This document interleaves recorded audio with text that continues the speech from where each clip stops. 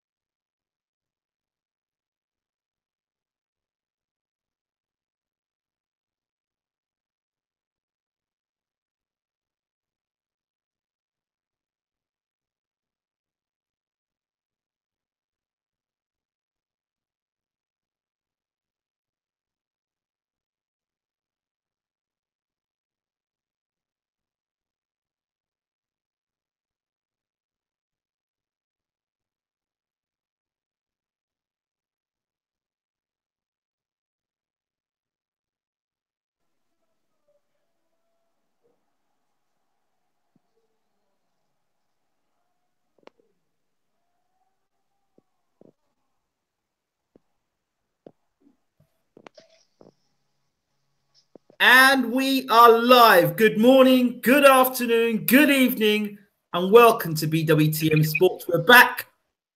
It's been a while. Apologies. This is what happens when you decide to relocate and go to the other side of the world. Back in the UK, as you know, and I have a very special guest with me. And I've just seen my good co-host, Mr. Eugene, in the room. Eugene, I'll send you a link in a moment so you can jump on board as well. Let me just quickly see that link as well. Let me quickly just get you in the room as well.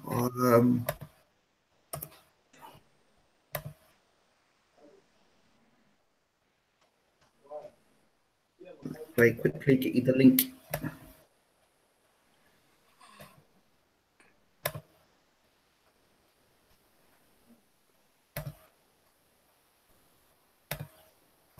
Okay, tonight is a very special night. We have a very special guest. He's coming on very short notice. His name is Eric Mokonzo. He's the man that believed that Jeff Horn could beat Thomas Hearns. No, he didn't really believe that. That was a joke. But without further ado, I shall bring the man of the moment in the room, Eric Mokonzo. Eric, how are we doing? I'm good, thank you. How are you? I'm good, brother. Good to see you in the room and good to see you on BWTM live on our channel. For those people who don't know who Eric Mokonzo is, very quickly let people know who you are. Eric Mokonzo, professional boxer. 8 fights, fighting out of Miguel's gym, South London in Brixton. And look out for me because I'm out as well tomorrow on the Haymaker show, Ringstar. So you're going to be on the David Hay show tomorrow on Ringstar? That's correct, yeah. So I just literally read it on Twitter about, 45 minutes ago that you were going to be fighting. So yeah, I found out a week I'm going to be fighting. I found out last week that it's actually going to be definitely on, and I got offered the fight.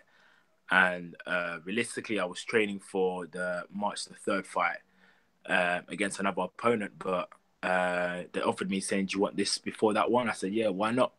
I'll just crack on."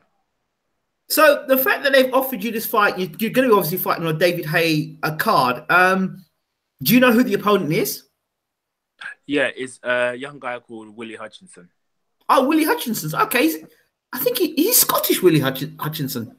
Yeah, he is. Yeah, he's a former Scottish. I mean, he's got good accolades in terms of amateur, you know, so he brings a lot of fighting experience in amateurs as well. And his pro career's taken off quite well as well, to speak. Yeah, I think I saw him fight on the last Hay show. Boys fought Lewinson. Yeah, I watched that as well. Yeah.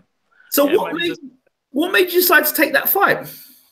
It got offered to me, you know. I thought, you know, why not? Let me give it a crack. I watched him, you know, not to take anything away from him. You know, the guys that obviously that he's fought, then they're not, you know, exactly in his type of level, you know. Yeah. You know, they're just people that go in there just to kind of give him a bit of experience. But, you know, it got offered to me. You know, I don't think they believed that I was an easy target. They just wanted someone that would test him, and they thought the best person to do that was me. But I'm not going in it as a journeyman. I'm going in it as a contender. So my aim, by God's grace, is to cause an upset, and that's what I'm going to do. But we'll see how things go. So in terms of preparation for yourself, I mean, you were prepared to fight on March the 3rd. Surely Yeah, you would I have, was. yeah, so you would have had a camp set up for that. Now you've got Already. you're coming in like as a late replacement. How does that change for you as a fighter now? Mentally, I've just got to kind of just remain switched on. Not forget the person I'm fighting on March the 3rd. How boxing goes, anything can happen in that ring. But most importantly, I mean, I was in a fight mode already, and I knew, in the next, even after tomorrow, not next week, but a week after, I'm going to be back in the ring again, you see. So it's not really that far off. So my mind is already switched on, and, switched on to fight mode. So there, I really don't have no excuses. Okay, so how did David Hay and his team contact you? How did they know that you would be available to fight? It was just through my management team. My management team, they contacted me and they said, "Hey, would you fancy this fight? You don't have to take it if you don't want to, but it's there on the table if you decide." So how does this affect you? So you take this fight, but how would this affect you in 2 weeks' time? Because that's a fight you had prepared, set up anyway. So does that not get in the way of that fight 2 weeks from now? No, I think what that does, it makes me even more hungry. I don't know. I'm just speaking from a fighter's perspective, as someone that's on the road really, and as an away fighter. Once I get through this fight, by the grace of God, what that does, it just kind of just fuels the flame for kind of more and more fights. Because I have been at the ring for quite a while as well. My last fight I didn't fight until like last year. I can't even remember when. I think it was like summertime. It didn't really go down well because I moved up weight, but now I'm back down to my normal weight. I feel a lot more comfortable here. But in terms of how it would affect me mentally, no, it just makes me, it kind of just fuels the hunger to go in there, just and crack on. Okay. What weight are you fighting at for people who don't know anything about yourself? Light heavyweight. Light heavyweight. Okay. So your stablemates with a certain Isaac Chamberlain, am I correct? Yeah, my stablemates are Isaac Chamberlain, Richard Riakpo, Chris Congo, and John Harding Jr. All those guys, bar Chamberlain, are fighting quite soon, if I'm correct. Yeah, well, just last week, John fought. He won impressively. Fantastic. Yeah, very, very well. He boxed very, very well. Tomorrow, I'm boxing. 2 weeks after that, I'm fighting again. Then on the 24th of March, you've got Richard Riakpo and Chris Congo, who's going to be on the Dylan White show on Matchrooms.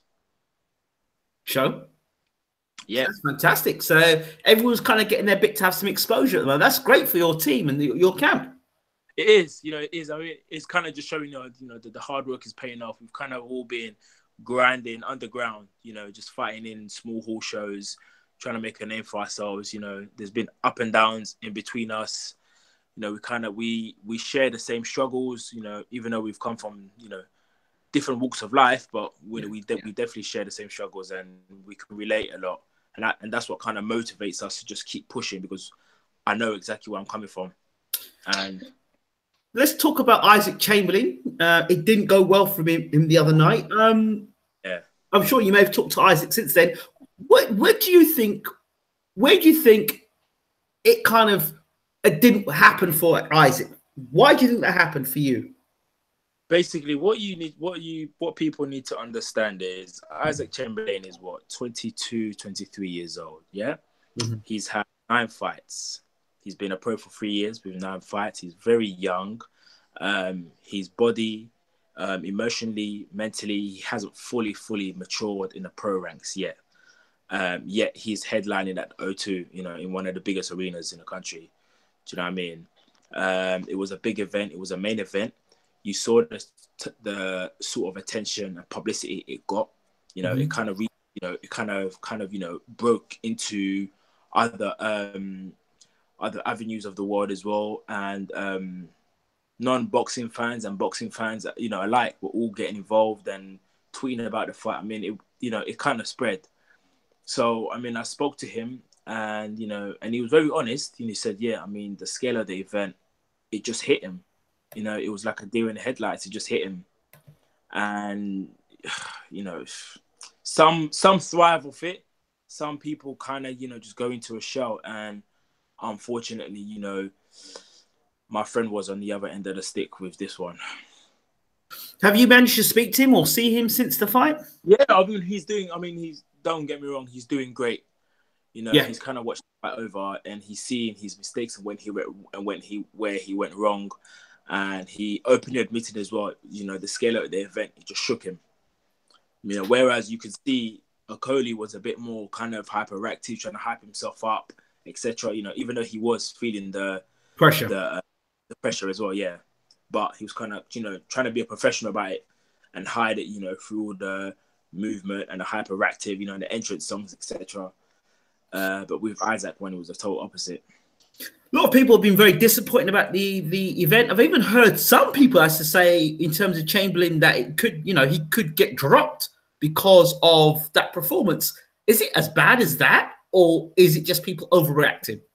I think people are just overreacting. The reason why, and I can understand, that's why I never knock people's opinion, because people always, especially in boxing, people always base their opinions on the result and the performance of someone's fight. Yeah. So if you perform bad, don't expect 100% of people to give you feedback. It's always going to be that 80-20, and that 80 will always be negative. Yeah. So you can't knock people for it. They paid their money, they tuned in. Luckily, it wasn't on pay-per-view, because it would have been a disaster. Yeah, But at the end of the day, I don't. That's a bit kind of. It's a bit far-fetched. No, you can't. He's not going to get dropped. They're just going to go back to the drawing board, work out a game plan, so he can kind of now work towards the domestic titles before he breaks. They let him loose onto the big stages again. There were some comments that Coley made. I think he made along the lines is, "I'm the man in London," or "I'm the man in the country to beat," or something like that. He made a comment like that, which a lot. Well, you go and tell Mr. Okoli, we congratulate him from our camp. We congratulate him for the fight. He's just another guy, another brother who's kind of doing good for himself, being a good representative of the community, etc. That's very, very well. But, and I say this very bluntly, but he is not the King of London yet. And why I say that?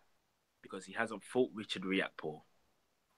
Yeah, we talked about that, and in the interview I did with Richard Riakporhe, Richard was quite open about Okoli not wanting to face him when the fight was agreed. He fight. Yeah. Until you beat someone like Richard Riakporhe, who I believe is an absolute monster in the cruiserweight division, and I say this because I've sparred with this guy. With 18, 20-ounce gloves. And I'm telling you, this guy can really hit. So, I mean, how do you compare Richard Riakporhe to Isaac Chamberlain, or is it just two different levels? No, in terms of boxing style, Isaac is more technique. Isaac has never really been a power puncher. He's more of a boxer. Right. Technique, movement, yeah. So Isaac, the way he boxes, you would think he's a super middleweight. Right. Yes. Yeah. Someone from the low division. Whereas Richard, the way he carries himself and his movement, he's more of a heavy. He will be the perfect opponent for Okoli because he's rangy, he's powerful, and his height and everything is. I just think it will cause Okoli a problem. So Richard Riakporhe, we're going to get to see him fight, and before March the 24th. Before March 24th, BWTM will be coming down to your gym, as I said. Yeah. And we'll talk to Richard and the rest of the team. Of course. Other things to talk about. Carson Jones and Ted Cheeseman. What a fight. Wicked fight. Did I say to you on the press conference, I said to one of the other guys as well, that's going to be a very, very serious fight. Very. Because we all know Carson Jones. I mean, Carson Jones over here, he's a big name. Yeah. put aside the losses and everything, he's really a big name. He's someone that is a question mark in terms of when he steps in the ring, what's going to happen. You don't know. You don't know. You know, the man is training up in, you know, he trains up in Big Bear with Triple G. So you know he's putting in the work. So when he comes over here, he's not coming out here. He's not coming over here for a quick payday. He's coming here to. It was a good fight. It was a good fight. It was a really good fight. And but you know who saw, yeah, go on. The guy who impressed me the most was Joshua. Who? Joshua, the guy I fought earlier, the light heavyweight. Who? Joshua? Yes. The guy I fought earlier, I can't remember his last name again. I can pronounce his name again. Oh, Boatsy. Boatsy, yes. Oh, Joshua Boatsy, yes. Man, they put on a performance. Boy. He's a league of his own. I mean, he looked hot. Oh. Yeah, he's someone that's hot on the radar as well. You know, he's a different level. He's a different kettle of fish. You know, his punches are very accurate. He's very composed. He's always he's a strategist. You know, if you see the way he fights, you know, his mobility in the ring, everything is just perfect. Too good to be true. He's very good. Very good. One to watch for sure. For sure. There's quite a few to watch, isn't there, from your gym? And obviously, but how I noticed Joshua as well. He was like, they were saying he was promoter of the two fighters, but then at the end of the fight didn't go so well. It was like, I'm not really a promoter. I'm really a fighter. I'm not a promoter. Don't put me in the promoter thing. But he actually is promoter for both those guys. He manages both those guys, doesn't he? Who's that? Joshua? No. What's his name? Coley. And Chamberlain. Doesn't he manage them? Who? What? Anthony Joshua. No. Oh, yeah. Joshua and Akoli, they're all under the same management team. Yeah. Yeah, that's it. Yeah, but Chamberlain's not with them. No, he's managed. Boatsy's under Joshua as well, isn't it? Boatsy's under Joshua's. Yeah, so the same person that manages Joshua is the same person that manages Boatsy and Akoli. Yeah. That's it. That's right. Wow. Okay, one other thing to talk to you about. Two other things to talk about. George Groves, Chris Eubank Jr., before you go. Your thoughts about the fight this weekend? All right. I'm going to be very honest. I'll spar George Groves, and he has a lethal jab. I can tell you that now. Yeah? All I have to say is, if he gets comfortable with his jab, because his jab is very stiff, it's very fast, it's very accurate. If Chris Eubank can get past his jab, congratulations to him. On the other hand, Chris Eubank's work rate is on a different level. Now, I'm wondering if Groves can withstand the work rate that Chris Eubank has to offer. Because I've seen him spar and I've seen him fight. And we've all seen him fight and we've seen his work rate as well. Take nothing away from the Billy Joe Saunders fight. You know, for me, he wasn't ready for that fight yet. But now he's just looking like a different kettle of fish. And, you know, I can't make a definite decision. You know, I keep changing every day. So for me, let the best man win. But I just think they both bring so much to the table in terms of experience. But I think Groves is just kind of a step above when it comes to experience, though. Okay, and just to close, the pound for pound man, Jeff Horn, again, I box right. I will keep on making this point. Listen, brother, you're not getting me on this one again.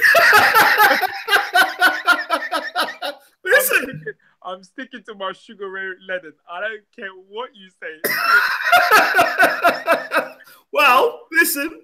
Jeff Horn, I believe the fight's now going to I understand the fight's going to happen in Vegas. With who? With Terence Crawford. I don't know what he's playing. I mean, Terence Crawford he's the, you know, what, top 3 pound for pound. Honestly, you can't just go after guys like that. You got he's training southpaw for the fight. Horn, so I understand. I believe he's a natural southpaw when he started his career, and then he started boxing like a right-hander. still doesn't give you the right to go after people like Crawford. I mean, Crawford is not someone, like he those type of guys there, like the Crawfords and the Lomachenko's and the Andre Wards, they are in a league of their own, and the Triple G's, they are the elite. To be considered great or to be considered pound for pound, you have to fight guys that are legitimate. Of course, yeah, and I take my hat off to him. I just hope he can withstand, the barrage of punches that Crawford's going to bring to him, because he's just technically gifted, literally. Yeah, that's the thing. Physical strength. Do you think the Horn stands a chance physically against Crawford? Yeah, it's not really about that because we physically we fought the same. Well, do you know what? I can't even compare the Rigado and the Lomachenko one, but I favoured Rigado to kind of go in there and cause an upset. Mm-hmm. Look what happened. He got made to look like a B-class fighter. You see, and once again, I'm still not comparing, but Jeff Horn. I mean, who's he fought? Gary Cochran. Yeah, but can you compare Gary? If I was to put Brandon Rios and Gary Cochran, who would you go for? Brandon Rios. Do you know what I mean?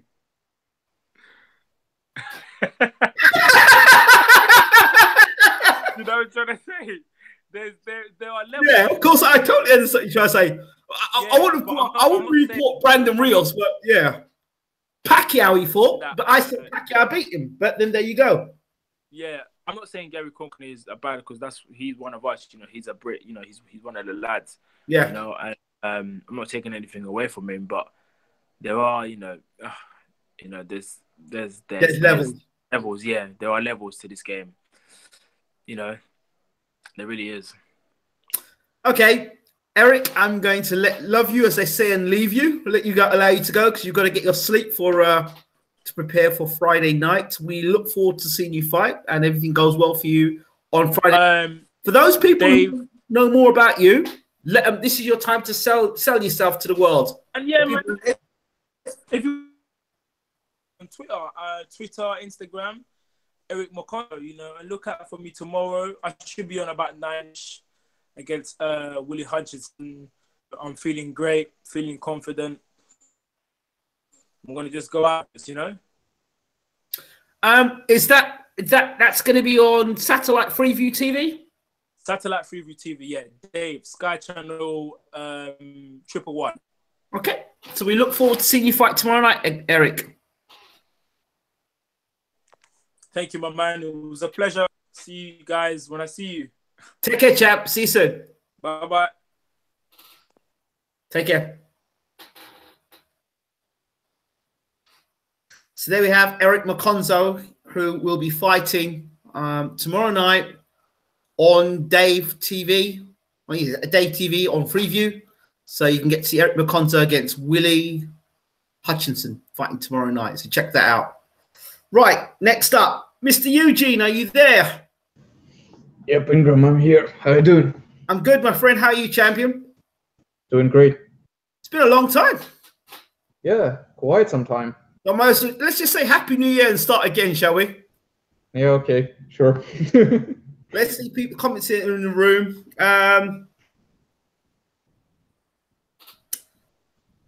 Yes, for those people. Yes, Football Manager will be back tonight. For those people who are interested in Football Manager, we will be streaming that tonight. Let's see people in the room talking. All right. Good evening to Pekka Decker, Hop, Bob J, Archie Balls, good to see you, Original Bruno, Mark Smith, Philip Jones, Marky Biet, and all those people who are watching around the world. Good evening, and thank you so much. So Eugene, my resident, what they call it, Eastern European reporter. How are things going? Well, considering how things are going for European boxing, it's doing pretty good. Yes. I have an important announcement to make. Let me just get the information for you. You'll be probably quite interested in this. Do you remember a lady by the name of Yolanda Cortez? Yeah. Right. Now, if I can find the information. I have got it. For a second, I thought the announcement that you're gonna make is that Kovalev has a new trainer again. No, I'm not gonna make that announcement. No, but I was invited on a call to talk to him today.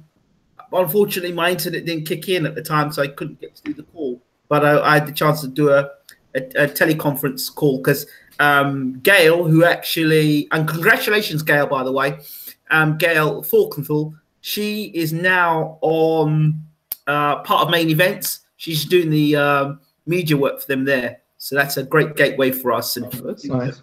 to be able to do work with other Main Events. So round of applause for Gail there. Good stuff. Great work there, Gail. Deserve it. So let me get that announcement up for you because I do want to read it out to you.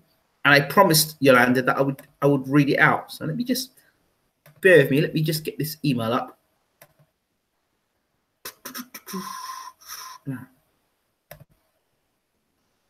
Right. So this is really for our American audience, because unless you want to fly over there. It's March the 3rd, 2018. This event, Sergey Kovalev is coming back against Igor Mikhalkin. Hope I pronounced the name right. Mikhalkin. And Bivol, who's going to fight against Sullivan Barrera at the theatre, Madison Square Garden. So it's a great fight there. But this is an interesting event. Check this out. Dmitry Bivol hosts Los Angeles media workout and meet and greet with Southern Californian youth boxers. The date is February the 20th at 1 p.m. And who's going to be there? Of course, Dmitry Bivol, the WBA light heavyweight world champion. It's the Los Angeles media workout, meet and greet with the youth boxers from Faith Fighters International. So let me see if I can get a little more information about it. It's going to be on February 20th, like I've said, at 12 o'clock, media arrival and setup. 12:30, Faith Fighters will arrive. At 1 p.m., Dmitry Bivol arrival, meet and greet with youth fighters who will observe Bivol's workout, followed by media interviews. The trainer, I think of Biv, I think the trainer, Gennady Mashayanov, also available for interviews, where it's Legends Gym, 12000 Firestone Boulevard, Norwalk, California, 90650. Repeat, Legends Gym, 12000 Firestone Boulevard, Norwalk, California, 90650. So that's the information there. I just said I'd make that announcement there. I think Yolanda has some involvement with that. I think she's involved with the Faith Fighters. So Yolanda, I've just done an announcement about that. Ingram, glad you're back. I'm glad to be back. And to Realistic Boxing and AO. Lots to talk about. Eugene, do you have anything to tell me first before I spool off? As of an announcement, no, not really. Okay. The way I look at it, all the Ukrainian boxers are going full scale right now. Mm-hmm. Okay. So we'll see. Okay. Did you manage to see the 3-part mini documentary of Carson Jones with BWTM Sports? Yes. Yeah, I did. What did you think of it? It was meant to be behind the scenes of what happens when a fighter comes from abroad to the UK and fights. Well, it's pretty interesting, but I'm just thinking how much of it is, like, for example, his personal, and sometimes, you know, there is favoritism even when the fighter is from abroad. Yes. And like the local guy gets put down, and there is the other way. So I would like to see how they would compare, you know, when somebody like, I don't know, Triple G coming over to fight Kell Brook. Yes. And everyone is waiting for Triple G to beat the ass and like basically to get support even against the home guy. Yes, it would be interesting to have seen a situation where you knew the guy that was coming from abroad was definitely going to kick someone's ass. that would have been interesting to do as well. But it's the first time I've ever done anything like that, and I thought it was real. We were with the camp for the whole week, bar maybe one day. We were with the camp for the whole week, so I was watching him early in the morning, having breakfast. I was watching him doing his runs. I was watching him do his training, do his MRI scan. Everything that Carson Jones was doing, I was watching. And it was so interesting. The stuff that I say we collectively, even myself, I had with that we don't take into consideration when a fighter comes from abroad to fight in another country, the things they have to deal with, you know, going to the gym, watching where they're going to train, you know, when to sleep, you know, what to eat, when to eat, being on weight, all these different things. You think you just, oh, they're a professional, they should be able to do it. But even Carson Jones, someone as experienced as him, still, he knows what he has to do, but he still has to do those things. He still has to make the weight, you know, and he didn't make the weight that particular time. And, you know, obviously he didn't get to fight for the title, but it was very interesting. The stuff you just felt, and there's such finite details that you wouldn't really think much of, but really makes so much difference to a fighter. And I was expecting, when I was with Carson, like by the Thursday, after he'd squared off with Cheeseman, he would be fired up and stuff. He was the same guy until about Saturday afternoon, where we sat down and had that lunch together at the O2. And then I could see the change was coming. You know, he wasn't, I was expecting to be really irritable to be around. He wasn't irritable. He was really cool, really relaxed, kept his nerves in check. So it was really interesting to see, and learned a lot, learned so much for it. And I think, to me, it was far more, I found that whole process was far more worthwhile in terms of learning more about a fighter than doing spooling off 10 interviews that would have got, you know, 20,000 views each. That experience was like crucial. It gave me a different side of things. Your thoughts? Oh, what I would actually want to see, like, it's really good insight. Don't get me wrong. Like, I love every part of it, because basically what we see is that one night, you know, probably on Saturday, you know, when people are meeting and fighting, but we don't see how much work and nerves came into that manifestation, you know, all the weeks of training camp and negotiations of promoters and whatever. So it's important to, when we're demanding some certain fights, we kind of need to understand what's happening behind the scenes, even though we are not, you know, allowed to see it. Mm. Okay, now let's move on to things. I want to move on to the Gennady Golovkin. Somebody's talking about Golovkin in the room. And there is something that's quite interesting. Somebody brought it up the other day, and I thought I'd just talk about it briefly. People talk about Golovkin and how he has kind of, he hasn't looked as good. He might be on the slide now at 35, 36 years old. But I've just thought this, and I kind of agree with the guy that said it. Golovkin hasn't been on the slide. What's basically happened is the opposition's gotten better. So the slide seems to have coincided with the times that he's actually fought better guys. And he's found it more difficult to get the knockouts. Brook, Jacobs, and Canelo. And all three of those guys, Jacobs, Brook, Canelo, are all guys that could move. The other two guys, Brook I didn't consider a natural middleweight. You look at Canelo and you look at Jacobs, both guys were movers. And it does make you think to yourself, is this guy as good as people have put him out to be, or have we given this guy too much credit too soon, fighting guys that when they've been beat, you're never going to hear of again, or not really going to care about? What are your thoughts on that? I definitely think that Gennady's been overhyped. Because what basically happens is that he faces. Okay, let's take for example Jacobs, right? So Jacobs is the second best thing in the middleweight at the moment, right? Canelo still was at 154.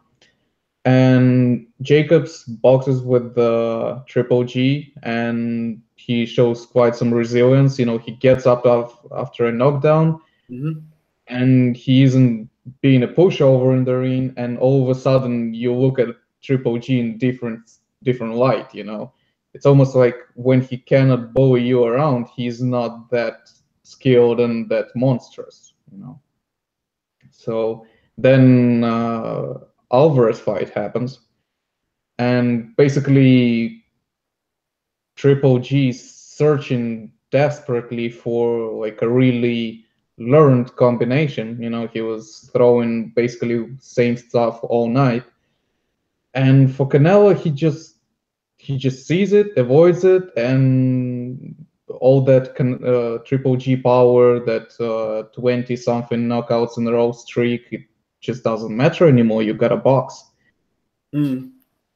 So what I think is Canelo is, because Canelo has such a different style, if the second fight happens and it goes 12 rounds, Canelo wins it, and with a big margin. I think Canelo wins the rematch, actually. I do. But hey, that's neither here nor there. People are saying here, AO says, no, you can't say that. GGG is getting his best fight after 35. He's peaked already. Okay. Butterbeaning says, they say 20 defenses, it's just 9. And other 11 were just regular and IBO title, LOL. And then Adam Scott says he was beating up Macklin and Martin Murray at his peak. Butterbean says, and the other 9 were against mainly top 20 fighters. Macklin and Murray, not exactly guys who ever won anything big. See, it's, you know, one of the things people will say is, okay, who'd you beat? And after you beat them, what did they go on and do?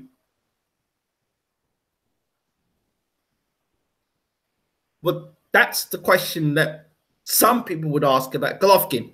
Who'd you beat, and what did they go on and do after that? Oh yeah, you kind of look at someone like Postol, who I don't really rank high, but he knocked out Matisse. Now Matisse is having some traction at 147, while Postol is sitting on his ass. So after losing to Crawford, you know, basically Crawford put out a masterpiece and moved on with his wife. Matisse moved on with his wife, and Postol still cannot really get any decent fight. Well, he was supposed to fight pretty soon. Wait a second, I will check the dates. Basically, Ndongo replaced him, which is interesting. Yes, he's gonna fight another guy now, isn't he? I think Regis somebody. Yeah, Regis Progress. Yes, I think that's an interview that Bo did recently with him. Yeah, so Postol was supposed to fight him, and Postol got injured, I think. And now he was swiftly replaced with Ndongo, which, to be honest, is even better of an opposition. Okay. I've got here, I think Canelo made great KO at GGG on the rematch, is what Ayo's saying. Go ahead, Eugene.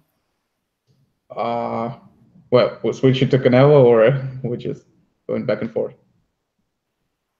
Yeah, I believe the same thing too, actually, Ayo. I actually am looking for Canelo to actually stop GGG in the rematch.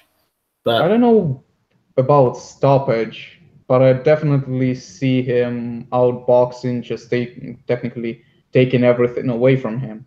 Yeah. But I saw something very interesting in latest Abel Sanchez fight, which was Murat Gassiev. Yes. Versus Bertikos. Yes. Gassiev did something that I didn't expect him to do effectively, and that was going backwards. Basically, what they did is let Dorticus throw that 1-2, 1-2 for the first half of the fight. Yes. And then when he was sort of not as absolutely gassed out, but kind of slowed down. They started moving forward and closing the distance more, which I never saw Abel Sanchez guy effectively going backwards and not being vulnerable at the same time. He was pretty good. Yeah, I was impressed by Gassiev. He's the light heavyweight cruiserweight version of Gennady Golovkin. That's what I think.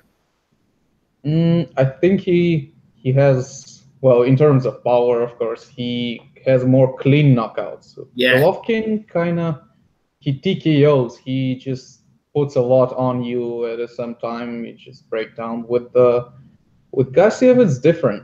Yeah. If he hits you, you're gonna feel it, and then you're not gonna feel anything. So. Again, Usyk, another fight that he's been in that what I'm seeing get hit way too often. I'm still not liking Usyk. That was ugly. You just see his face after the fight being all bruised up and given an interview. I was like, this should not have happened. And I have an insight why that happens actually. But that's what we're gonna talk in the next Eastern European. Yes, show. absolutely.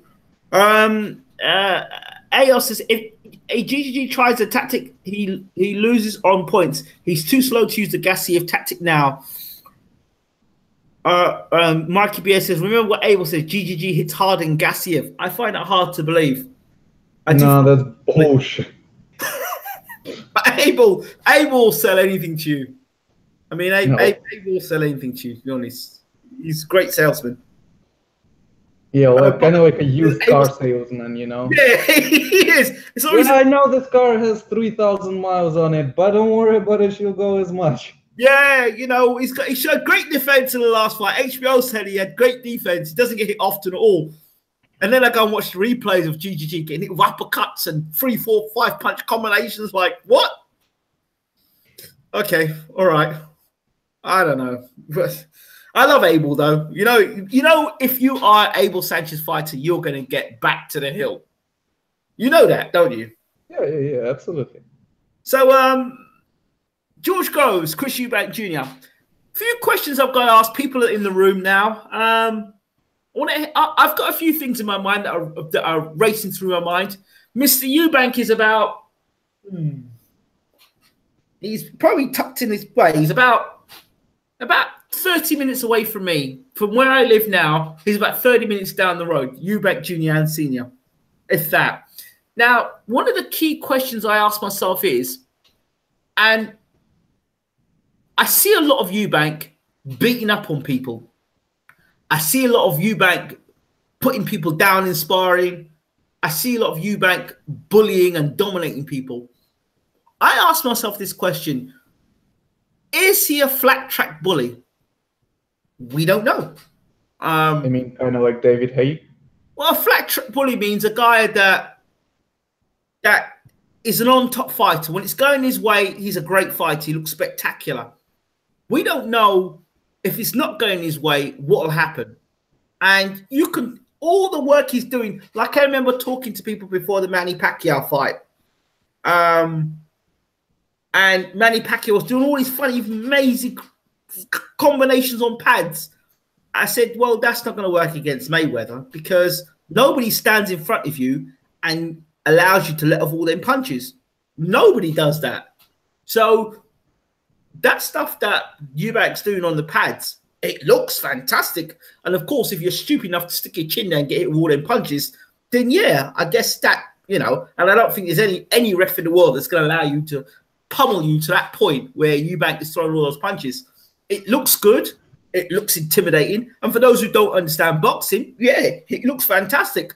But when you look back and say, well, okay, can you explain to me how that transpires in a boxing ring against guys who technically can shut that down? Example, can shut that down with, for you to get leverage to throw those shots, you have to put your foot forward. You've got to put yourself in position. Now, if you've got a guy slamming a jam in your face all the time, it's very difficult for you to set yourself, because when you set yourself, then you've got to put your punches together. If you can't set yourself to throw those shots, you're ineffective. And George Groves, the one thing we do know he has is a very good jab. Now, when somebody says somebody's got a very good jab, the question I will ask myself is, how the best way to mark a jab and how good a jab is how effective it is against a guy that is as good or potentially better than you. It's no point in having an excellent jab against a guy we all know you're going to beat. So, for example, if he uses an excellent jab against Gennady Golovkin, well, we'll say, oh, yeah, he's got an excellent jab. But if he's got an excellent jab against Martin Murray, well, you expect him to beat Martin Murray. Do you understand that? So let's talk first of all, about the Eubank bully boy possibilities and also the George Groves jab. Those two things. Eugene and people in the room, let me know what you think.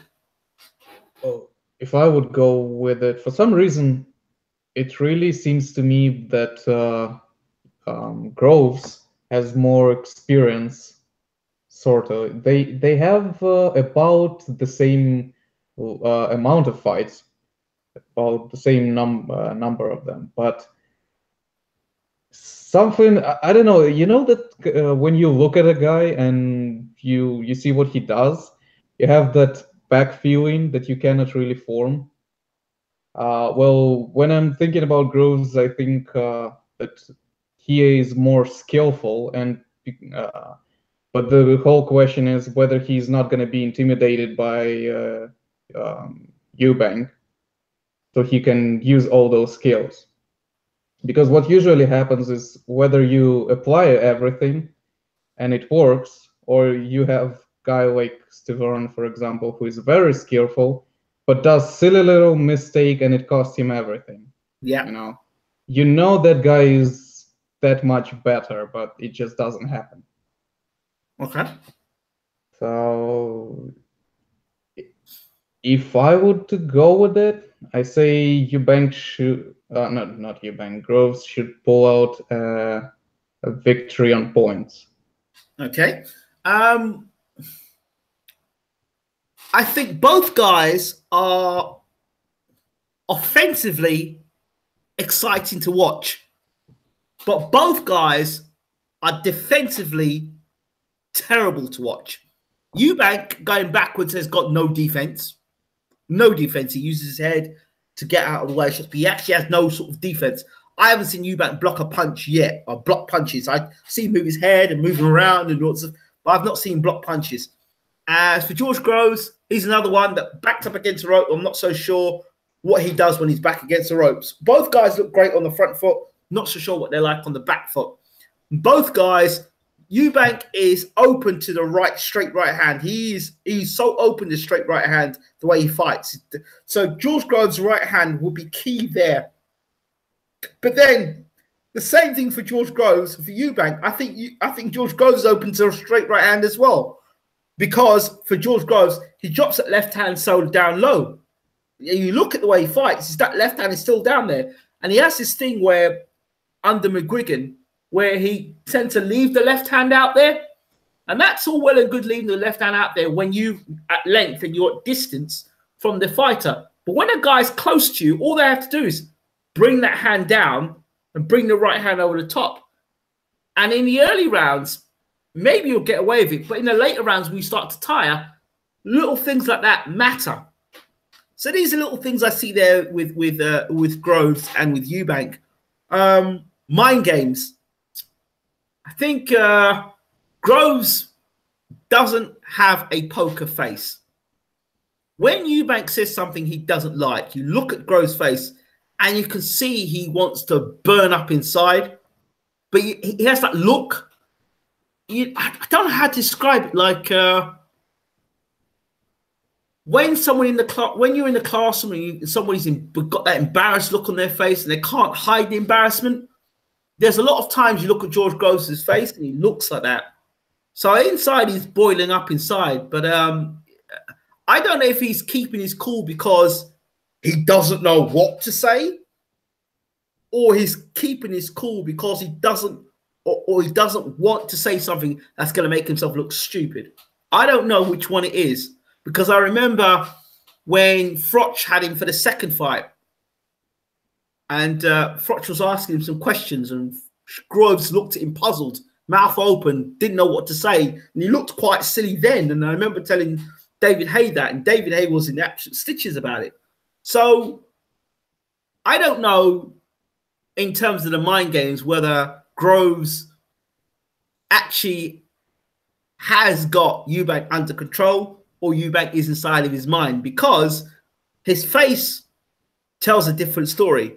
His face tells me that Eubank is getting to him, but I could be wrong. Your thoughts?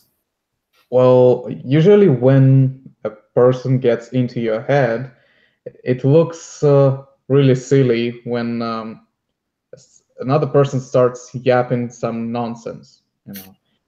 And we saw that with Kovalev so clearly. I just had the feeling you're dead at this this press conference, because he was pointing fingers at Ward and he was saying, "This one, he ain't hitting me. He slaps like a woman. I'm gonna put you in a grave. Forget about it." That was a rematch. That was exactly the fight that went the other way around when he got sparked. And the only thing that I actually regret is that the referee should have let it keep happening. I wanted him to be knocked out clean, so there would be no questions asked.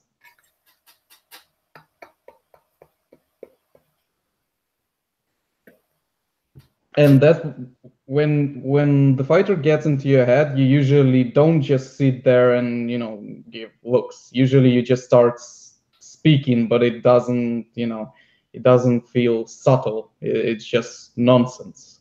So until he keeps his mouth shut, I would say that he isn't, like, I don't know, super intimidated or whatever. He's not having terrible Galota style PTSD. But yeah, soon if he opens his mouth and starts saying like, "Oh, I'm gonna put you in the grave," I will say, yeah, he's out. Realistic boxing. I've got Groves. Seems really up for it. Okay. Jam Potter. Oh, where do people get these names from? Why don't you just use your name? What do you think of open workouts? Thought Groves looked good. Eubank looked forced. Well, I don't look at open workouts anymore and read anything into it. I'll explain why. David Hay looked devastating in the open workout before he fought Tony Bellew. Absolutely devastated. I thought, there's no way Bellew's going to stand up to this. What happened? So open workouts now, I just... And also, even more so now, having worked close up with a fighter and knowing what's going on with a fighter and how a fighter perceives what an open workout is, I don't read it. I can't no longer look into open workout the same way, especially when it's so close to a fight as it is. I can't read much into open workouts, to be honest. And to be honest, fighters don't particularly want to go to open workouts. It's something in the media. It's something for the media. They don't really want to go to open workouts. It's just something to obviously get last minute ticket sales going and stuff. But fighters don't want to be open workouts. They want to be doing things behind closed doors and touching up anything they need to do, or just relaxing. They don't really want to be doing open workouts, and because it's going through things, and they're not going to show you anything that they're working on for the fight. They'll just hit some pads and like put a little combination on, a little bit of a show, and that's it. But really, it's really for the media, that stuff is, and obviously sell more tickets, last minute tickets. Eubank by late TKO and unanimous decision. Groves is no Billy Joe Saunders. Badu Jack stole his soul like the girl. Eubanks will win. Well, okay. Realistic boxers, you can see Eubank is taking advantage of the sheep social media following he has. People at my work have been saying just that, Ingram. He's a beast and all that. All was shocked when I said Groves would win. Well, with all due respect with George Groves, he has been in the big fights. Who's George Groves' biggest win been? The Chudinov fight? Glenn Johnson fight? Lost to Danny Jack? DeGale? I thought DeGale beat him personally, but that's just my personal opinion. What is George Groves' best win? Signature win? Can somebody tell me what George Groves' signature win is? And then I'm going to ask you the same question for Chris Eubank Jr. What is Chris Eubank Jr.'s signature win? You, the viewers, please let me know what you think George Groves' signature win is. If you're going to say, right, you know what? The reason why I think George Groves is going to win this fight is because, well, I think this fight, and this fight, these are the 3 fights I put up against Eubank's 3 fights, and Eubank and Groves. Groves is a different kettle of fish to Eubank, or Eubank's is a different level to Groves. So, again, let me know what you think about that. But you see, you have the same problem with someone like Triple G. Yeah. Like, what's his signature win? Cricket.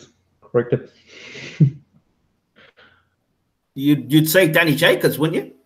Or kind of, yeah, in his division, and going the distance with him when he's supposedly on the rise, right?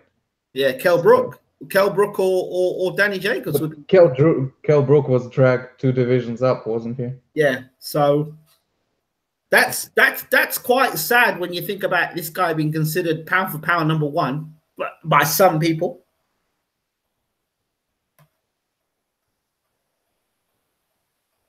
AL says, I hope Junior isn't that stupid to walk forward recklessly. I hope Junior jabs his way in.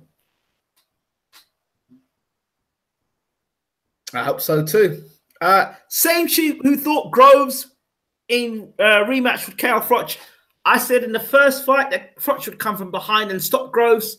And I said in the rematch that Froch would come from behind and stop Groves. Groves is finished. I think I said this before, that I thought that Groves looked atrocious against Chudinov. I thought he was finished. And then he fought Cox, and then he landed that body shot when Cox looked like he was getting on top of things. But I think everybody who'd listened to the pre-fight build-up to that, when I talked to his trainer, Dean Edwards, I said the one thing that could win Jamie Cox the fight is the same thing that will lose him the fight, which is his aggression. And at world title level, you've got to know when to turn it on and when to turn it off. And if he doesn't know when to turn it off, that's when he get himself in trouble. And that's what got himself knocked out, the temperament. AL says, Groves' jab looked sharp on the pads, and the left hook at the end of the combo may be an important punch for him. Yeah, the guy can look sharp on the pads. Remember, the pads aren't hitting him back, and the pads aren't Chris Eubank Jr. Like I said, the best way to know how good a person's jab is to measure against somebody who is of similar skill level or better than them. That's where you see how good a person's jab is, not against somebody who is levels below them. That's not how you find it. So he's got a good jab. So again, I asked the question, what are George Groves' signature wins? Speed kills. Timing beats. Yeah, I just was going to say that. Timing beats speed. Prime example. If you want to know about speed versus timing, go and watch Sugar Shea Mosley first fight against Vernon Forrest. Sugar Shea Mosley, unbeaten, speedster, slick, fast hands, power puncher, was tearing up everyone in the division, beat Oscar De La Hoya, was the man, pound for pound, the man at the time, Sugar Shea Mosley. And Vernon Forrest, timing beats speed. Okay, I don't know if Roy Jones Jr. versus Tarver is a good comparison because of Roy Jones coming down and losing all that weight. Maybe Pacquiao against Marquez. Pacquiao's got much faster hands than Marquez.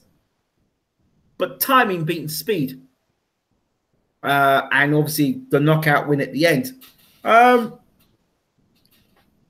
I can think about is Cox had Groves on the ropes from round 1 and he hurt him too. Yeah, well, one thing we know is that if George goes back against the ropes, he can still knock you out.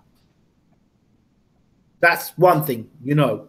He's dangerous when his back is against the ropes. He just knocked out Cox with a body shot.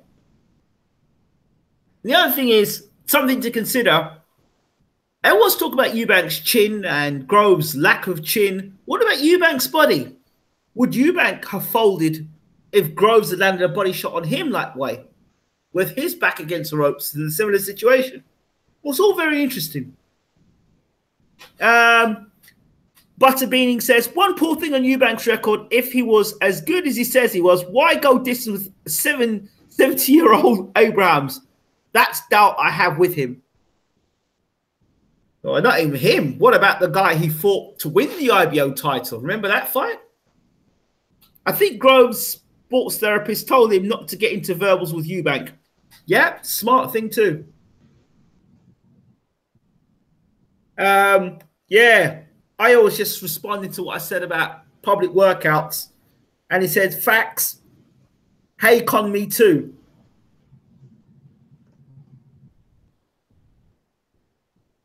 Hay couldn't lace Johnny Elsa's boots to con artist. Oh dear. Rebrasse. Oh dear. Rebrasse's signature win for European title for Groves. Really? Rebrasse, the same guy that both didn't. What's his name beat Rebrasse as well? Callum Smith beat Rebrasse. And what's the other guy's name? The guy that, what's his name, Sparked around from Liverpool. Oh, I forgot his name again. I can see him now. Oh, I can't remember his name, but yeah, him. Fought him as well.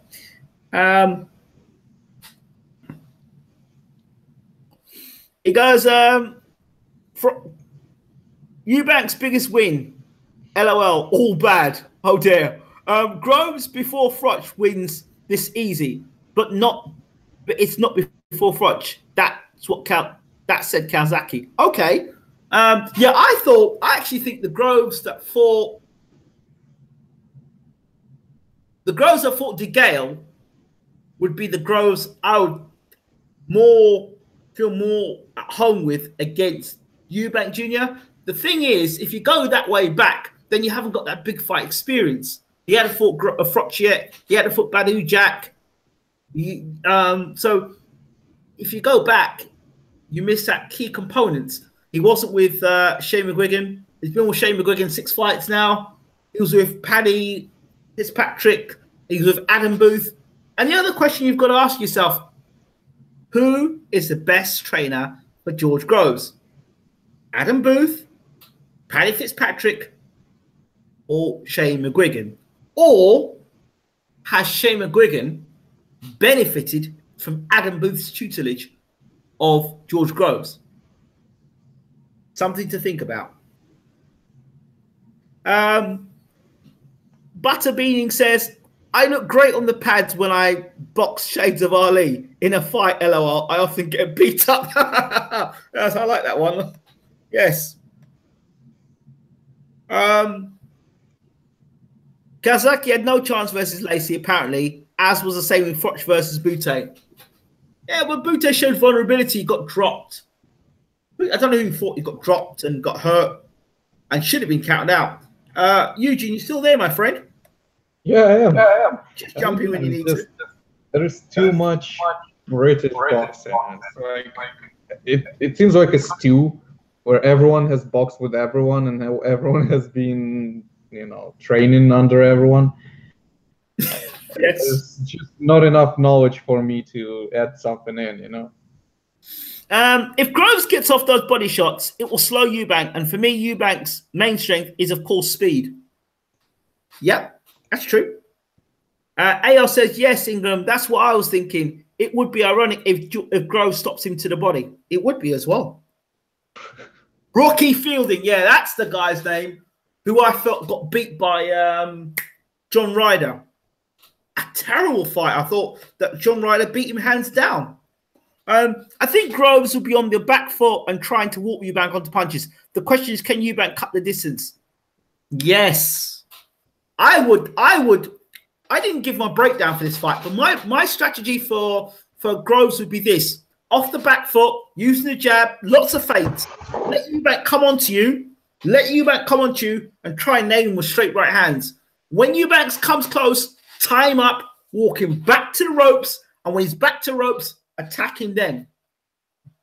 That's how you fight Chris Eubank Jr. That's what I think the key to fighting Chris Eubank Jr. You use the jab, double up the jab, stepping back, and feinting. Feinting. Lots of feint. You've got to use lots of feints to Eubank. And don't stand straight in front of him. You've got to use the jab, jitter, move to the sides. Cannot stay straight in front of Eubank, because when you stay in front of people like Eubank and Golovkin and Canelo, these are guys that have to set their feet and throw their shots. You got to remember, if you look at Eubank, all these guys, they set their feet and they land the shots. So Groves has got to constantly be using the jab and keeping Eubank moving. And that's what Saunders was quite good at. Keeping a jab, hitting him with straight shots, and then moving. Don't allow Eubank to settle and get into any sort of rhythm. Hit him hard, hit him early, and make him miss and make him pay and frustrate him. When he's up in the clinches, tie him up close and walk him back to ropes. Referee says break. You're on your foot, on your back foot again. Feint. Let him come on. A lot of countering he's got to do. That's what I think for Groves to win the fight. For Eubank, he's got to hit Groves hard. He's got to hit him early and let him know that there's no place for that right hand. So, because that right hand is Groves' honey punch.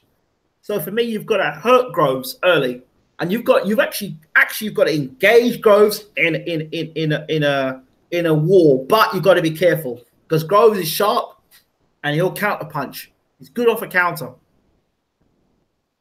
I was thinking about another super middleweight. Ward posted that he's now 199.5 on the scales. What's that? Ward posted that he's 199.5 on the scales.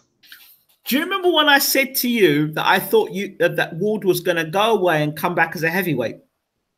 Yeah, I remember that. Now look at it.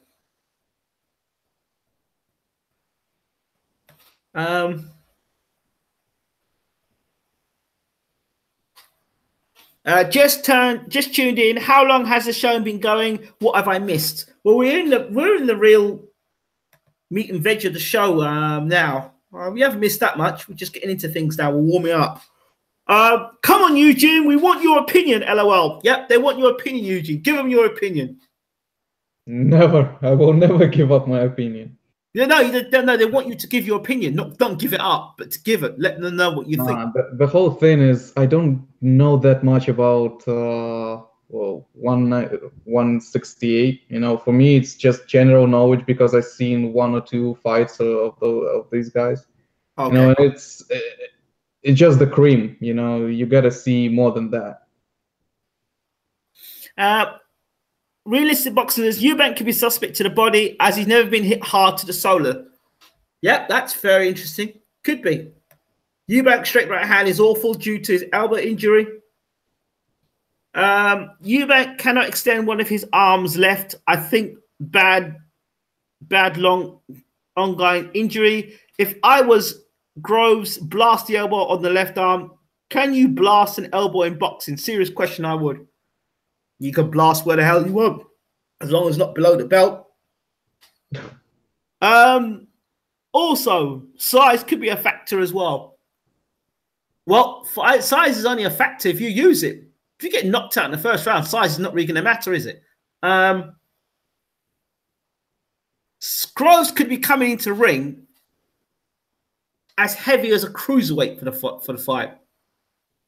But is that going to help? I don't know. I mean, you know, you're moving around in later rounds, that will hurt, and it will hurt Groves if he tries to come in too heavy. But the extra weight will help pushing Eubank back. he's got to put all that weight. He's got to lean on Eubank, tie him up in the clinches, hold him tight, get on his back, lean on his back, make it a tiring fight. And you know what I've also noticed about Eubank, apart from the car front sparring session, a couple of our sessions, most of the guys that he's been in the ring with sparring with have not been at the same level as him. So I'd like to know who the sparring sessions were with. Now, the fact that Groves was sparring with Buatsi, that when I heard he was sparring with Buatsi, that's pretty impressive stuff. And we know he's sparring with GGG because Abel Sanchez told us here live on the channel that he was sparring with Gennady Golovkin. And Golovkin, Groves decided to get rough with Golovkin, and Golovkin turned it up on Groves and supposedly busted one of his ribs, according to Abel Sanchez. All that movement and fainting will sap Groves' energy by the 5th. If Junior is still coming, that could backfire. But he's got no choice, Groves. He really has got no choice.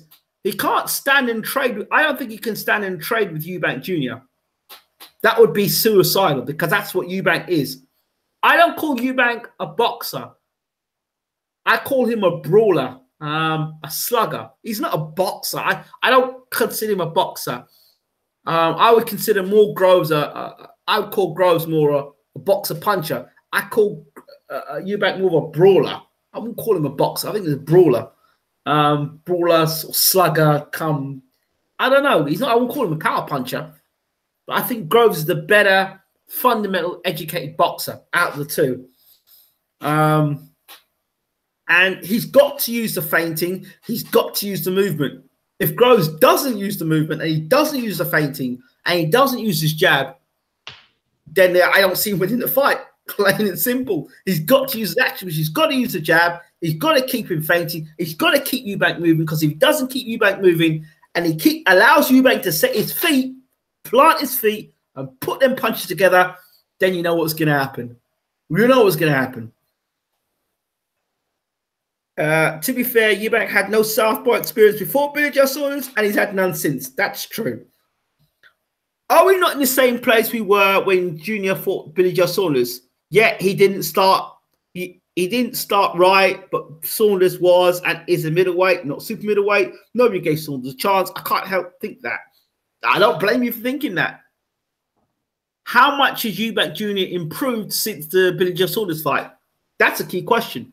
And how many guys has Chris Eubank Jr. fought since the Billy Joe Saunders fight to suggest that Billy Joe Saunders would have lost to any of those guys that Eubank Jr. beat?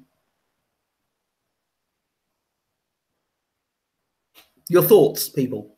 If he was called Chris Smith, not Eubank, would he be so fearsome? No. But, and I will say a big but, Ingram really is clueless. And then just Joe C. And then, but I mean, Ingram's knowledge is top stuff. And then Joe C says he claimed Spike O'Sullivan had faster hands than Eubank. And in the run to it, he talks absolute nonsense. Does he? Well, if I talk nonsense, why are you tuning into my show? Oh dear, never mind. That's a thought crime. Well, you know what I do. I know exactly what to do here.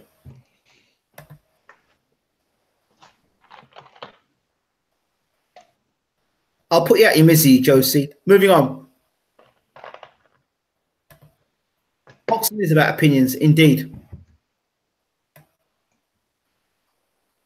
Actually, the last with the Usyk versus Brady's fight, you know what really struck my head? We need 15 rounds.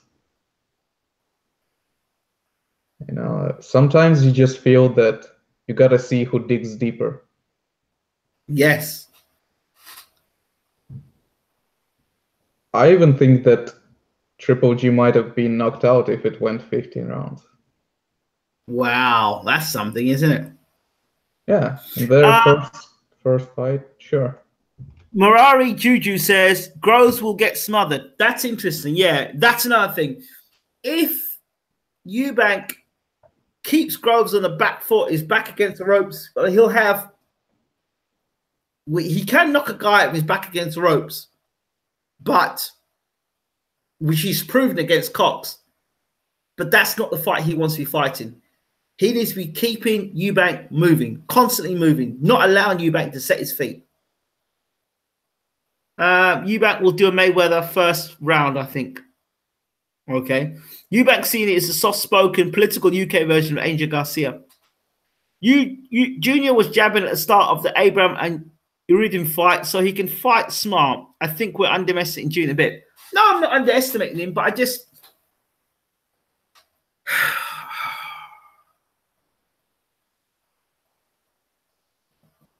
He was expected to beat Abraham.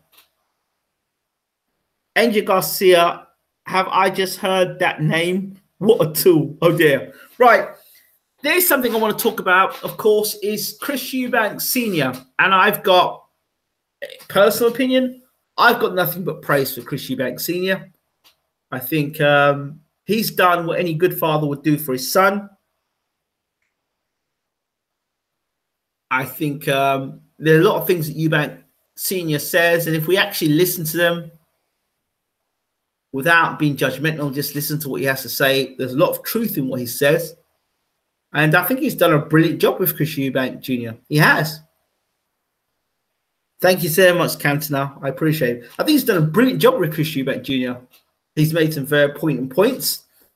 I'm not too keen. I'm not so keen on the, oh, his son he's causing damage to fighters. I really don't like the, what's the word? I don't like the advertising of the promoting of his son being this lethal weapon. And because look, hey, every fighter knows when they get in the ring the risks they're taking. Every fighter knows that. I just don't see why Senior has to keep on repeating this over and over again. I don't see why. I don't see why. Spike O'Sullivan's still fighting, and quite a few other fighters are fighting. So I don't understand why he has to keep on repeating it over and over again. You're a fighter. Accidents happen. Fighters get injured. Some fighters may never make it back into the ring again. I just don't like that side of what Eubank Senior is talking about. The rest of it, great. I think he's done a fantastic job. They've shown that they don't need to be beside the two major promoters in the country, and they've done it their way. Much like Hay and David Hay and Adam Booth, they did it their way. The Eubanks are doing that way, and I've got nothing but respect for Eubank Jr. and his father. And I would ask the question, if Eubank Jr. has been handled by these promoters, what would have happened had he been under any of these two promoters? What would his record have looked like? Would he have been IBO champion? When would he have fought? Would he have been thrown in the deep end against GGG early in his career? Would they have handled him in the manner that Eubank's handled today? And could they have earned him as much money as Eubank is earning today? These are questions to ask. But I just think that it's pretty hypocritical of many when they talk about Eubank Sr., oh, he's this and he's that. If you're a father, you obviously want to see your son and his best interests at heart. I think the way Nigel Benn and Conor Benn, they've got a different relationship in terms of how they're allowing a promoter to manage him. I asked the question, if he was being managed the way under a Eubank way, would Conor Benn have been in the fight that we saw him in the other night where he almost got beat? Would he have been in that fight? Would Eubank have looked to have done that way? And how good would Eubank be as a manager for fighters in the future? How good would he be for someone like Nahara Davis or, other fighters? How good a manager would Eubank be? Yes, he may be a pain in the ass, but the one thing you can be sure of, will have the best fight, the fighter's best interest at heart. Something to look into. Let's see.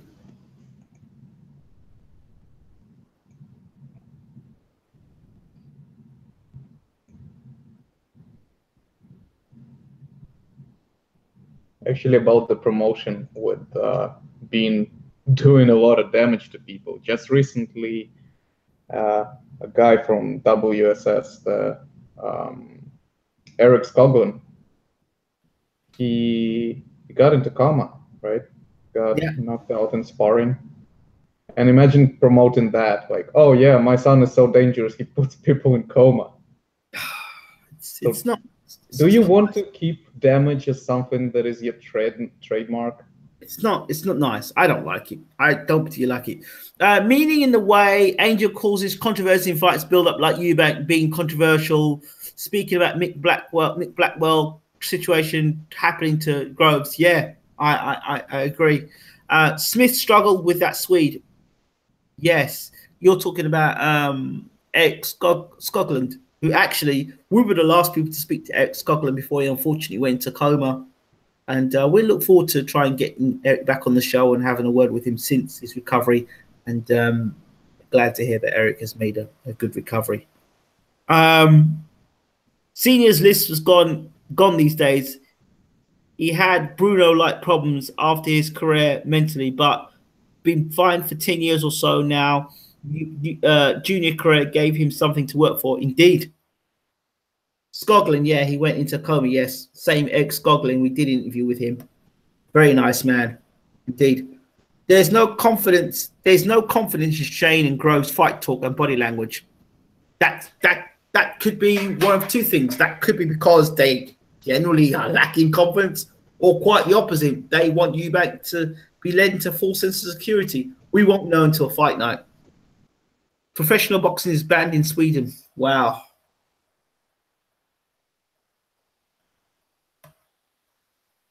Michael Richards. It seems to me that people are trying to wish a Eubank victory into existence. The reality is that this is a super middleweight world champion versus a middleweight contender. That is interesting too.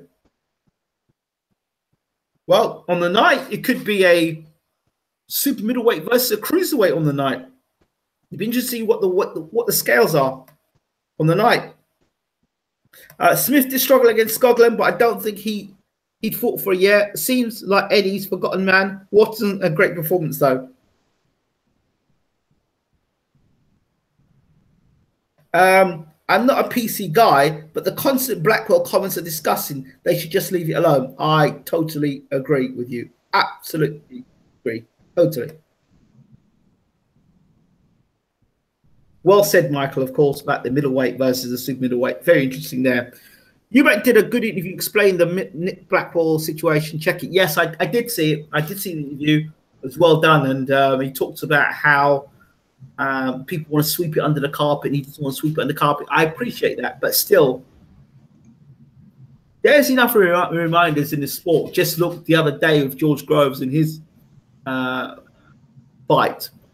So we know how dangerous the sport is. I just don't think that should be an advertisement when you're hyping a fight. I just don't think it's necessary. I wonder, is Senior trying to get into Groves' head in regards to Edward Dirtnick? Sorry for the misspell. Yeah, that's something else to consider as well. If Eubank wins, then he'll be behind the biggest star behind AJ. It all depends on Junior's talent. Yes, Skoglund is not an elite fighter. He caused problems for Smith. James Potter said, is he trying to influence the ref? Maybe, possibly. Get well soon, Eric. Indeed. The Eubanks play the heel, and that works if you have talent. That's the Floyd blueprint. It is, but still, I think, like I said, I think Eubank Senior's done a fantastic job with Eubank Junior. I'd like to see what he would have looked like, Eubank Junior, under being promoted under the two promoters in the country. What product we would have got with Chris Eubank Jr. under Warren and under Hearn, if you looked after him for 20 fights, where Warren would have had Eubank Jr. and where Hearn would have had Eubank Jr., I would love to see how that would have played out. Eugene, your thoughts? I have none. You have none. I'm confused, but I'm really waiting for the end of World Boxing Series.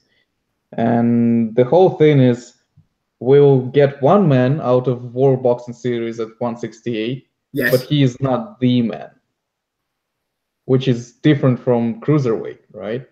Of course, because we know he'll be the man afterwards, right? Yeah, so after that there will be still questions asked, and I'm just not sure that the winner will be the one who unifies all if the unification happens. So for me, it just seems like they didn't get the top guys, because when it's that difficult to, to compare people, it just seems something is not right. Okay, so the winner of the super middleweight tournament, they've still got 2 world titles out there, isn't there? Gilberto Ramirez and who else is there? 1 second. Caleb Truax. Yeah. So interesting, huh? What? Who I think, I don't quote me on it, but I think he'll be fighting the rematch in Vegas against James DeGale. Okay. But don't quote me on that. DeGale. But yeah, well, it'll be in America. I think they're trying to set it up so DeGale goes to America to fight him.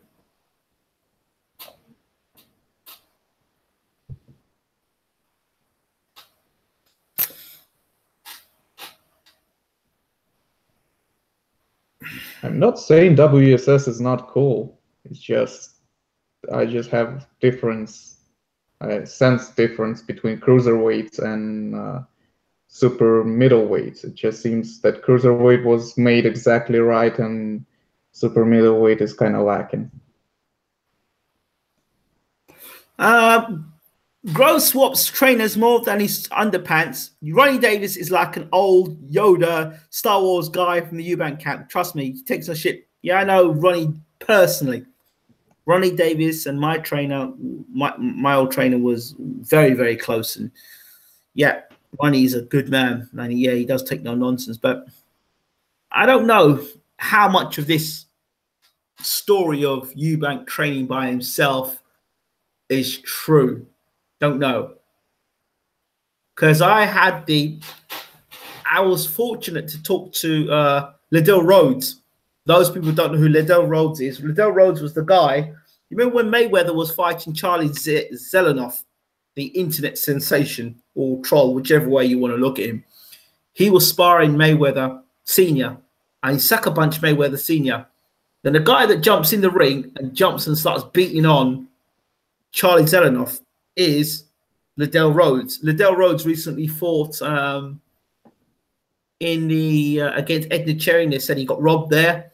Liddell Rhodes also was chief sparring partner for Manny Pacquiao. So yeah, I think he sparred over 100 rounds with Manny Pacquiao.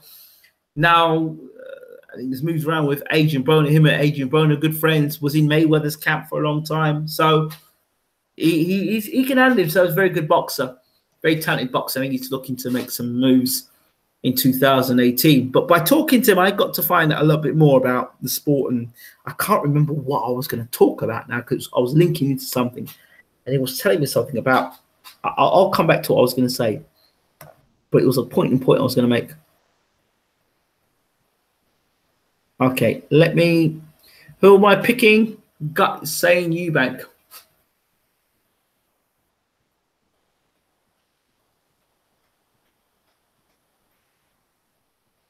Don't know.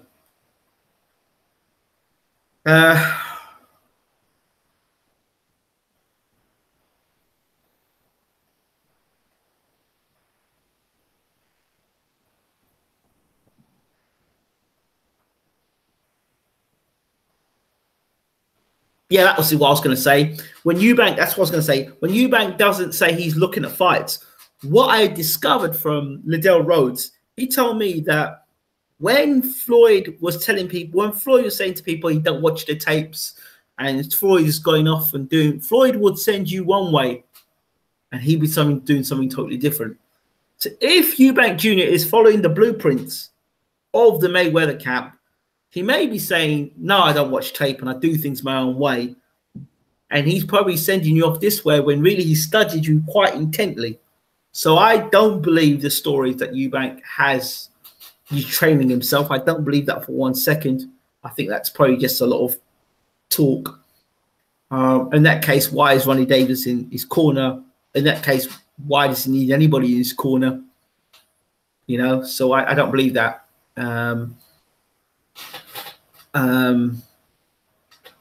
So I don't know. Corners.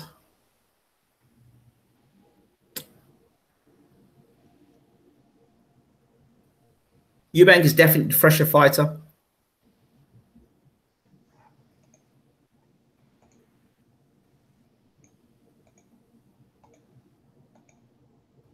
Groves is the more skilled, the bigger man, the more big fight experience. Yes, he's been knocked out, but who's knocked him out? Carl Froch. And then he got beat by Badou Jack. Badou Jack potentially could go on and beat Adonis Stevenson. He beat up Nathan Cleverly, and arguably he could have beaten James DeGale. Not a bad guy to lose against in Badou Jack. And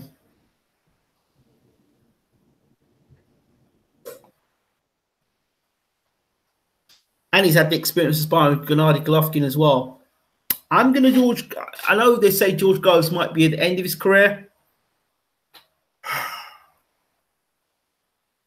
I'm going to go with George Groves. That means Eubank will win. I'm going to go with George Groves in this one. I like George's jab. I like his punch power. There's too many questions about Eubank Jr. still. For me, this fight here for Eubank Jr. is Eubank Jr.'s Nigel Benn version of when his father fought Nigel Benn. The only thing is, Ben obviously was younger and fresher, but still a big puncher, which George Groves is. So yeah, I'm going to go with George Groves. Better jab, better punch power at super middleweight, more world-class experience. I'm going to go with George Groves. I'm going to go with George Groves.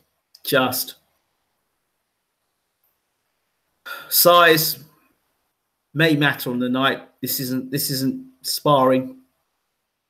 I'm going to go with George Groves.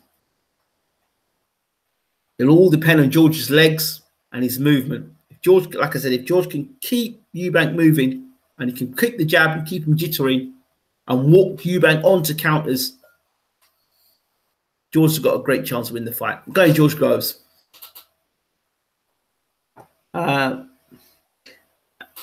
LOL Butterby, he might leave Shane if Eubank wins. Yeah, he might do. Benavides. I don't know what Eugene is talking about. WBSS has been amazing. Benavides is only 20. Groves retires if he loses. Yo, Sisho. Good to see you in the room, my friend. Andrew Hartley took Charles' soul. LOL. Yes, I know. What's up, Shoaib? Hope you're well. Ingram, are you doing a live show for Eubank Groves on Saturday? Of course I am. You were talking about Eubank having no trainer. Yes, I was. I was just relating it back to the Mayweather thing. Eubank wins light work. Wow, to show you. Benavides versus Garville is a bigger fight for the WBA super middleweight title on Saturday in the USA. Truax gives Groves and Eubank issues. Okay, Roy Davis is part of his family, according to Eubank Senior. They're very close. That's very true. That could be true after Fights Junior opens up about what opponent's strengths were and how he avoided their strengths in bigger man, slower man. Potentially very true there. Running was a good local boxer in the 60s. I think lightweight. Yeah, Ronnie Davis could fight himself. He used to slap Senior in the corner. Yes, he did. Yes, in the Collins fight, he slapped him. I remember that. I think Groves will look to keep it long and have Junior on the end of that masterful jab with occasional right hand. I agree there. Junior needs to get up close to land those sharp, quick punches, especially the uppercuts. Definitely has to keep Groves has to keep him on the outside. Do you think Groves has improved from the Cox fight? Cox was smaller than Junior. Okay. Cox took some big shots from Groves. I remember that as well.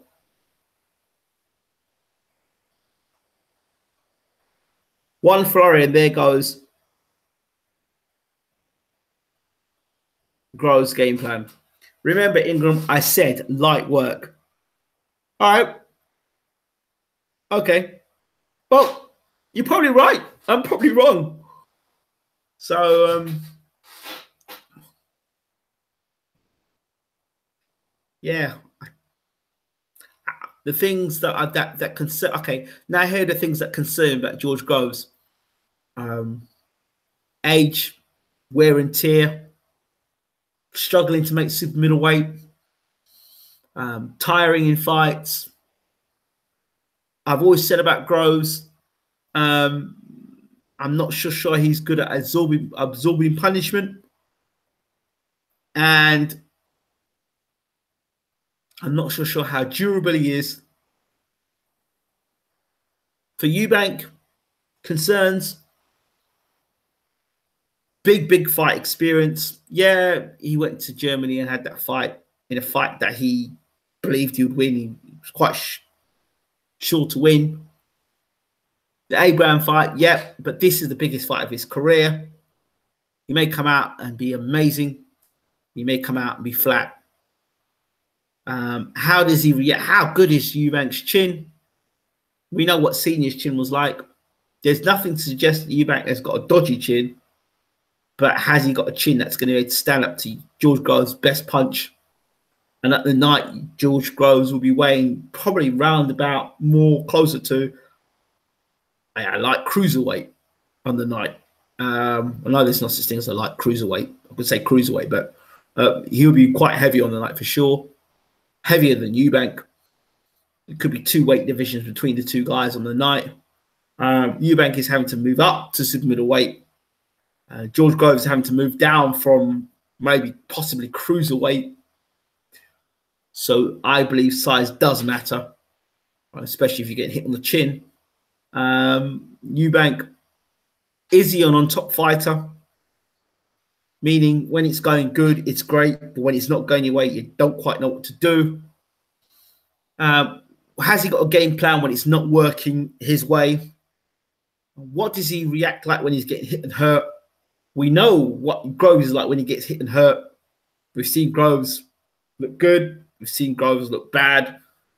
We've potentially seen the best of George Groves. You could argue that Groves is at the end of coming to the end of his career. You could say that. But then if he goes out and puts a fantastic performance against Eubank Jr., then you say, we're talking about end of the career. So I've got concerns about both guys. Ingram, I'm gonna head out. DM me when you want to have a show, okay? I have a lot of information to share. Yes, okay. We'll have to do, maybe tomorrow night we could do that show. Sure thing. All right. I'm going to bring this one to an end because I promised my certain people we were going to do a live show for the gaming. But what's the undercard quality like, Ingram? Yeah, what is the undercard quality like? I don't know. Who's on the undercard? Oh, Isaac Lowe's fighting on the undercard, I understand. Can you wish happy birthday to Dupsy, please? All right. Happy birthday, Dupsy. I wonder what Froch thinks of this fight and who he thinks will win. He had sparring with Walls of Eubank. Groves started boxing at 8, Eubank at 16. Groves don't win. Shame. Oh, wow. Groves never boxes to a game plan for more than 4 rounds. He always gets dragged into a dogfight. Well, if you can pull off that game plan in 4 rounds and land something, it'd be nice. Michael Z says, dogfight versus Eubank. Loss, Eubank, a pit bull. Interesting. I've met Eubank in real life. Well, seen him in public. He's a real, more local vicar than a hard man type. He's a nice guy. Groves had some sticky spells against weight drain Murray. Okay. Frotcher's Eubank wins. It could be a stinker of a fight. Don't forget that. I think Eubank's youth and fitness can carry him through a knockdown. Okay. Like the Chamberlain fight. It might be, but it might be something special. Right. I think I'm going to bring the show to an end. I can't say, I honestly cannot say George Groves with any real confidence. And I actually can't say Chris Eubank Jr. with any real confidence. But if I'm leaning towards experience. The man who's been there, the man I know more about, I'm going with, which is George Groves. I know more about him. I know what he's like when he's hit and he's hurt. I know what he's like in tough fights against some of the best fights in this era. From Badou Jack to George Groves to Carl Froch to James DeGale, Glenn Johnson. I know what George Groves can do. Chris Eubank Jr. hasn't been pushed to a point where, you know, this is the best guy he's going to fight. I'm going to go with George Groves for now.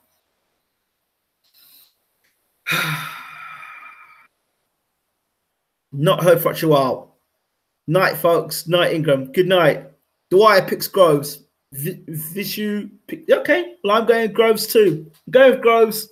My reasons for Groves are my positives. I'm going to stick positive. I'm going to pick with someone. I'm going to pick Groves. Picking Groves for experience, power, size, ring generalship, corner, just,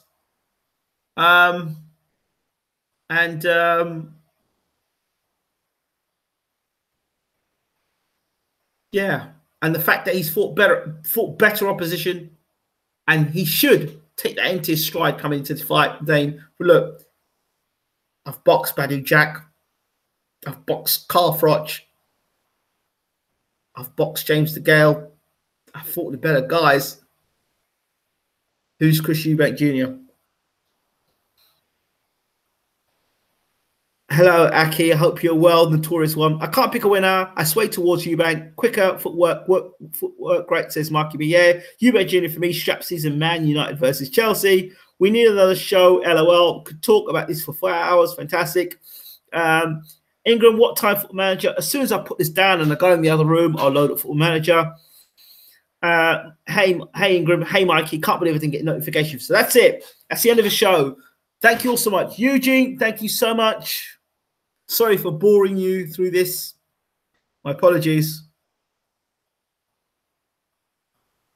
But yeah, I think that's it now. And don't forget to check out the Carson Jones. I know it's 3 episodes. Let me know what you think about it. Hope you've enjoyed the shows. Shout out to the new people in the room and our new subscribers. It's great to meet some of you all in the flesh. Fantastic. And yeah, final word. I mentioned tonight that I have respect for everybody in the sport of boxing, whether you're a fighter, a trainer, a manager, a promoter. You know, you're all doing great stuff in the sport. With your media person, you're all doing great stuff in the sport. And the more people doing it, the better. So fantastic. And you're all doing great work. It's fantastic. So it's good. And thank you so much. Appreciate it. And don't forget to share the video, of course. Like the video. And let me know your thoughts. I am out of here. I'll see you on BWTM Gaming for Football Manager 2018. Icardi is coming to Arsenal Football Club. Take care. Good to see you all in the room. And of course, Saturday night, of course, we'll do live commentary, Groves versus Eubank Jr. right here on BWTM Sports. Take care. It's great to be back.